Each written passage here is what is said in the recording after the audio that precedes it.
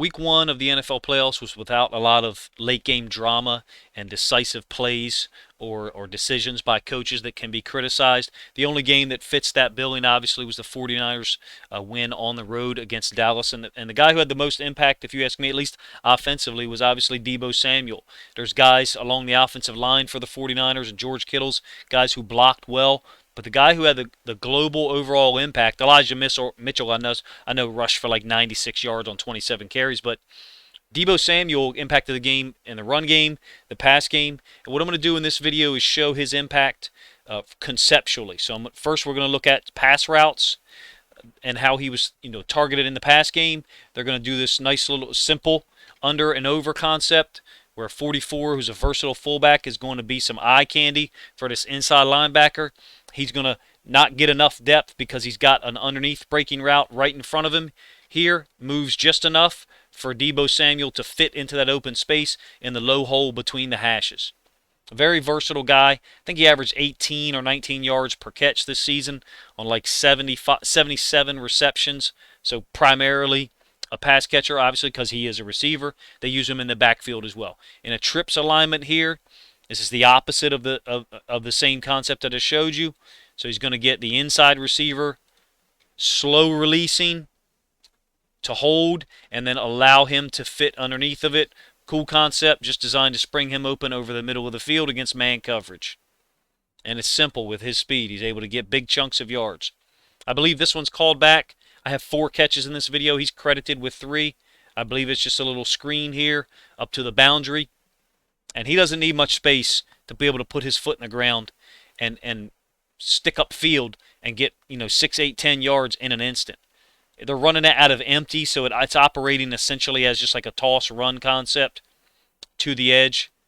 And you can see how quickly. I thought the offensive line for the 49ers really dominated for most of this game. I mean, there were stretches where the Cowboys were able to slow down or even stop the run. But personnel-wise, the 49ers had them in a bind. When they had this number 25, Mitchell on the field at running back, and they had Samuel on with some combination of the fullback 44 and Kittle's the tight end, it really put the Cowboys in a bind in terms of how do they match them. I did not think the Cowboys nickel 4-2-5 played very well.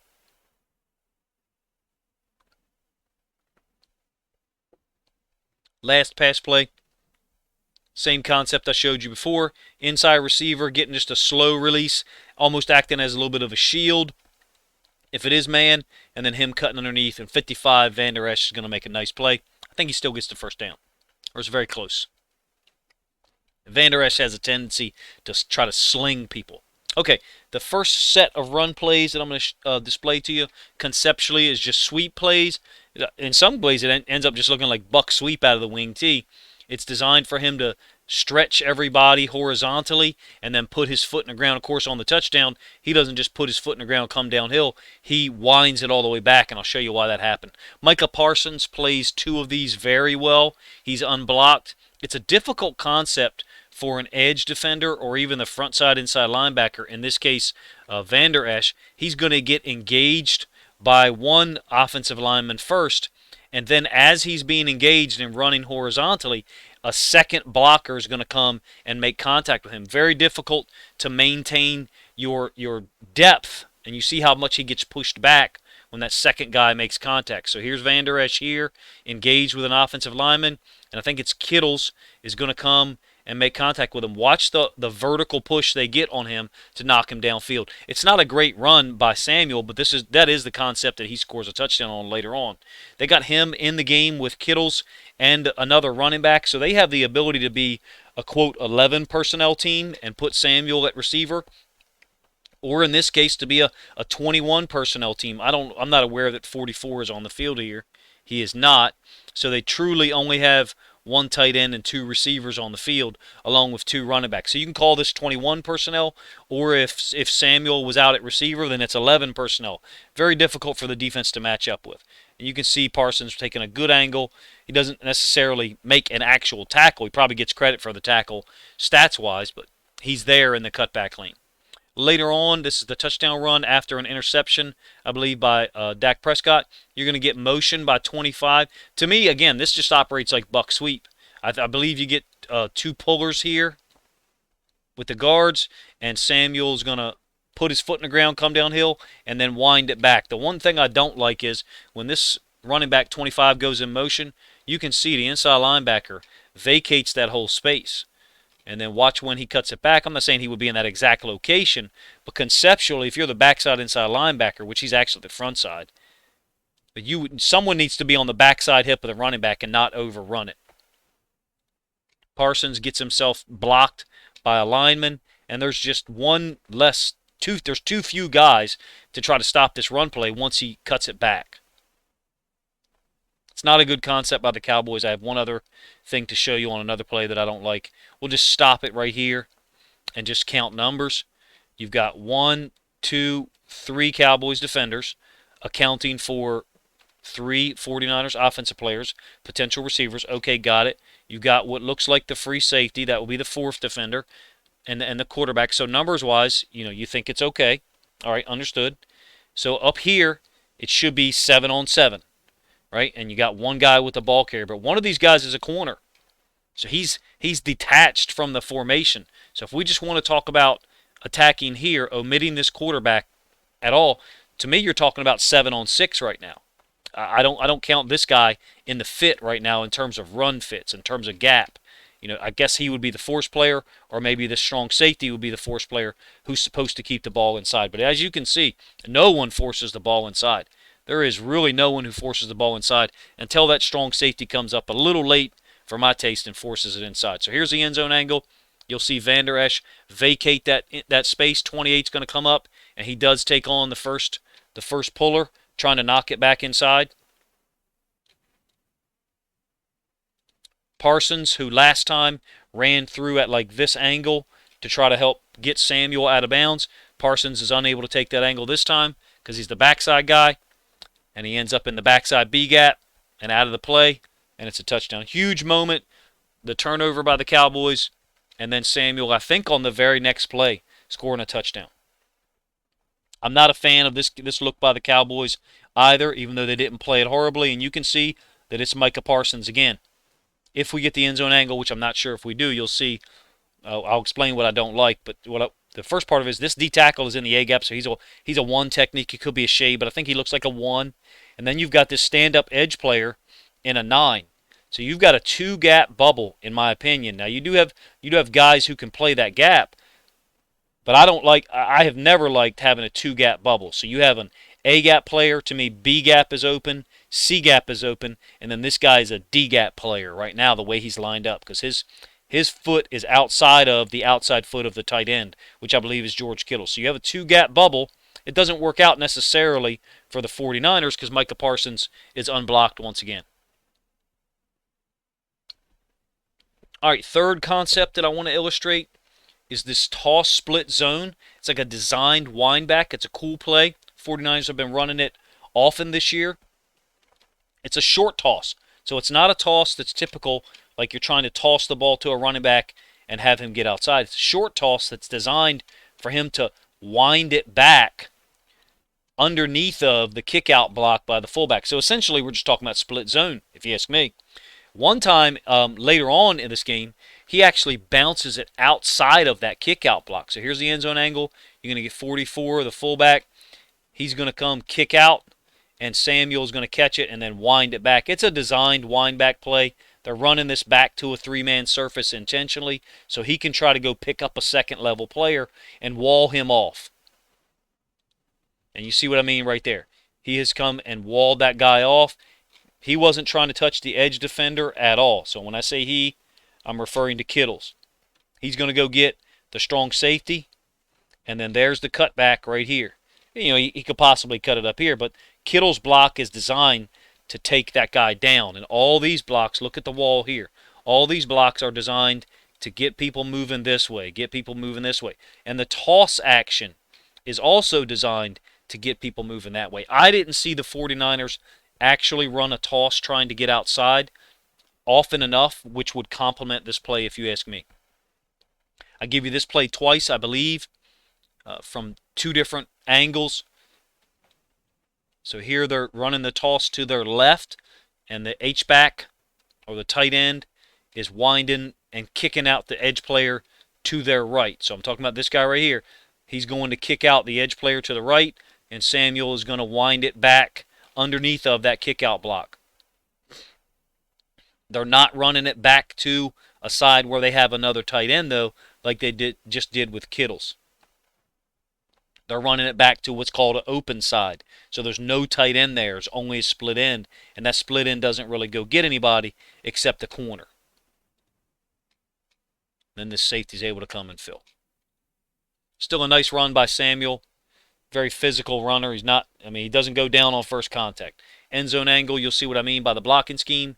Everybody's running zone to their left here, this way, trying to get all these defenders flowing. And then here's the tight end trying to run the kick out. So it's not a toss designed to get outside. I think they need to run that some to where they actually get more movement from these guys horizontally. If they would threaten the edge a little bit more with him. In this game, the only time they threatened the edge was a different backfield alignment. The only time they threatened the edge was when he was next to the quarterback and set behind him. That's when they ran outside run plays. They're going to have to be a little less predictable as they advance, if they want to advance further, I should say. Right, let's go back to that end zone angle. You'll see the wind back action. Cool design. Got everybody flowing and moving this way. Samuel's able to cut it back. It's a design cutback. It's not necessarily designed to cut back outside of this kick-out block, but this guy played it so soft, it gave Samuel a two-way go. He played it too soft, if you ask me. So I'm talking about 93. He should be running hard down the line of scrimmage. But he's also put in conflict in case Garoppolo keeps the football. But once you see the ball tossed, you got to go. Same concept one more time. You're going to get the return motion by this guy here, and then the kick out up top is supposed to occur by this H-back or this tight end.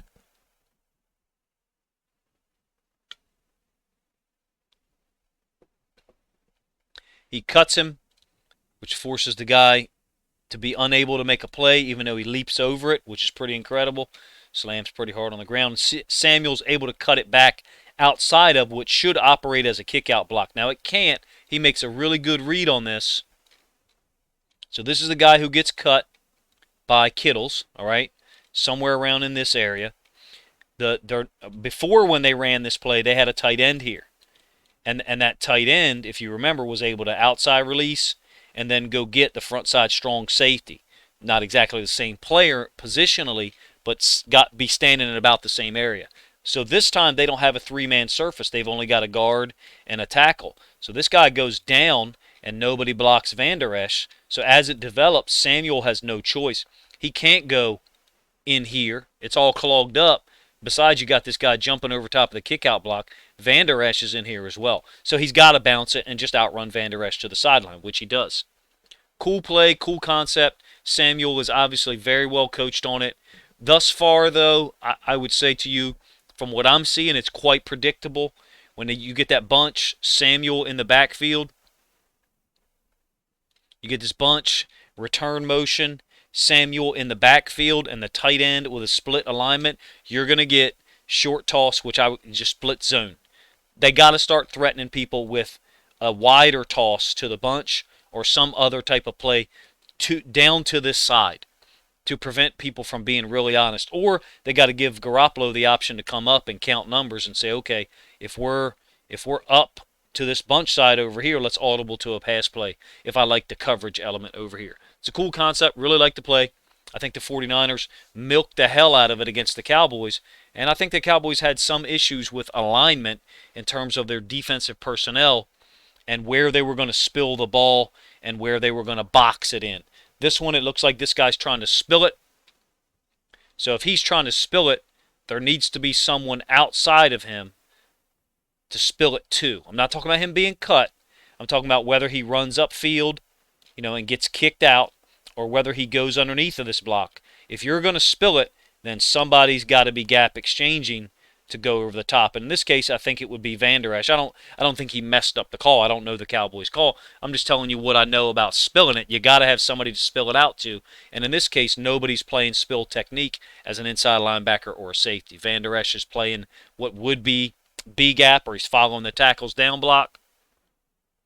and then he's in no position to go ahead and chase Samuel down when he winds it back to the sideline. He was so effective with the run game that they actually used him on play action a couple of times. And I'm going to show you a completed pass from that situation. So here's Samuel in the backfield here, and they're going to have a mesh between him and the quarterback, and you're going to get a play action completed to George Kittle's over the top of the linebacker, who has to honor. So I'm talking about this linebacker right here, Van Der Esch. He has to honor the mesh. It could be a run play. So that slight hesitation allows Kittles to get over the top here. And also it looks like to me they're blitzing Micah Parsons. So they've only got one guy to defend the middle of the field because it looks like they're playing man to me. Yeah, we got man here. Really delayed there. Looks like man and man. So I would say this is man free, and they're bringing 5. Micah Parsons, the other guy who, if you're talking about a zone defense and you got one guy defending that hook and one inside linebacker defending that hook, then you could be okay against this concept. As it looks like to me, Parsons is blitzing, and they get beat pretty bad. That just goes to illustrate the effectiveness of Deebo Samuel, if you ask me, that any kind of mesh with him is drawing enough attention by an inside linebacker to let this over route beat you into this vacated space here. Cool concept. A lot of fun to watch the 49ers. Interesting to me that there was all this talk about running teams not winning games in the playoffs. And some of those people who said those things, it was like, what were the 49ers to you? I believe they ran 38 times for 4.4 a carry. Deebo Samuel, 10 carries for 72 yards. And I think Mitchell was 27 carries for 96 yards. Of course, Deebo Samuel had the 26-yard touchdown run. But even if you took that out of the equation, he still had 9 carries for 46 yards. Still over 5 per carry, so still effective if you ask me. Let me know what you guys think of Deebo Samuel's play, how he was used in their scheme during their win over the Cowboys as the 49ers moved on.